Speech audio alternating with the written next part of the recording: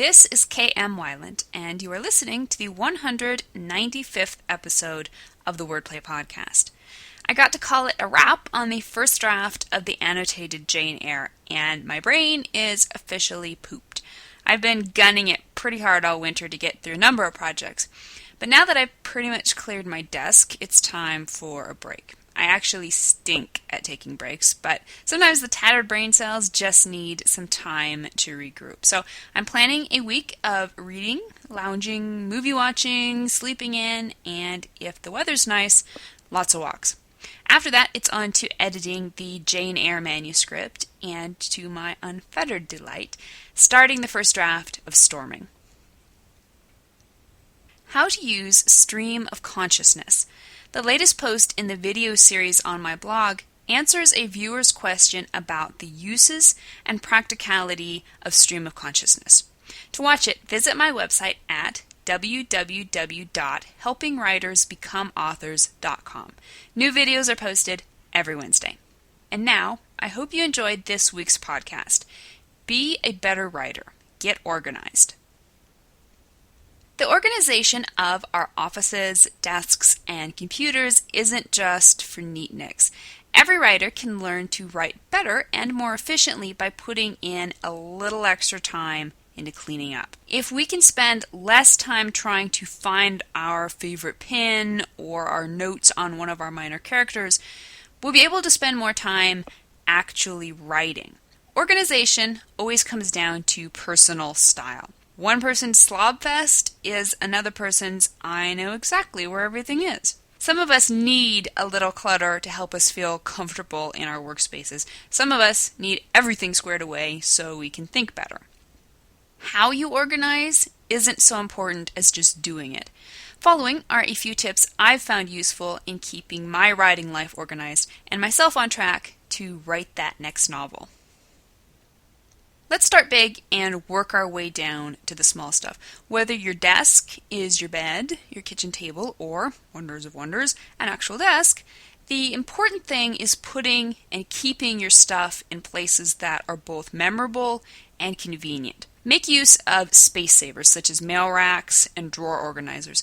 Big drawers are often just hidden messes, so optimize them by dividing them into smaller, more specific niches. I use metal bookends to divide my drawers into smaller subdivisions. Pens go in front, iPod, iPad, Kindle, and phone cords in the middle, and little used odds and ends in the back. If you use a laptop, you may want to prop it up on a kitchen cooling rack to help prevent overheating. This offers the extra benefit of more desk space. I keep my day planner, notepad, favorite pen, and chocolate bowl underneath the laptop. Consider your pin jar.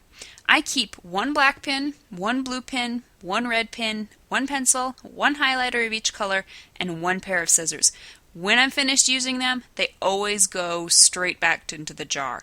Extras go in the drawer until the ones in the jar need to be replaced. Whether or not you separate your writing resource books from your reading library, you'll want to keep your books in good order so you can always find what you're looking for. I keep all my writing resource books within arm reach. Dictionary, thesaurus, baby, aka character name books, and various encyclopedias are the only books I keep on my desk. But my main bookcase is also in the same room, so if I need to reference a novel, all I have to do is get up and take a few steps. I admit to organizing my resource library by size for the sake of aesthetics, but my larger library is organized alphabetically by author last name and separated into categories: fiction, writing how-to, history, etc. In our mad rush to spring clean our houses, we can sometimes overlook the one place where we actually spend the most time, the computer. If you haven't sorted through your files lately, make time to look through every nook and cranny of your computer. Delete files you no longer need, but make sure you really don't need them. And organize the files that remain into sensible categories. I like to keep my computer as clean looking as possible, which means organizing files into the smallest number of folders.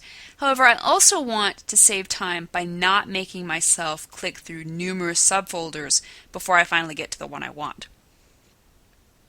Always take a few extra seconds to properly title all files. In the long run, you'll save yourself lots of time and frustration by titling that latest document Dreamlander Rewrite December 1st, 2011, rather than this one, copy 15.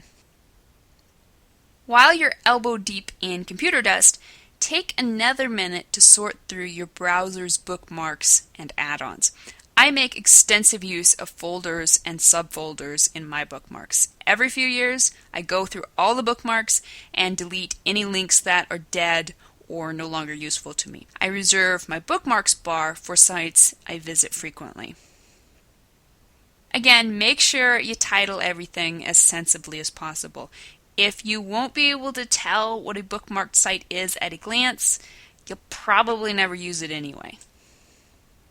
You can find any number of handy software programs to help you keep your writing as organized as possible.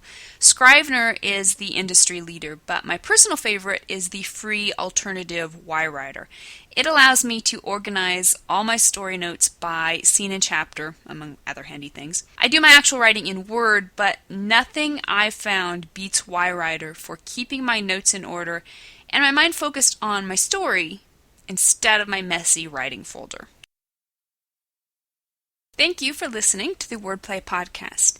To read a transcript of this episode, you can visit my website at helpingwritersbecomeauthors.com. And be sure to check back again next week.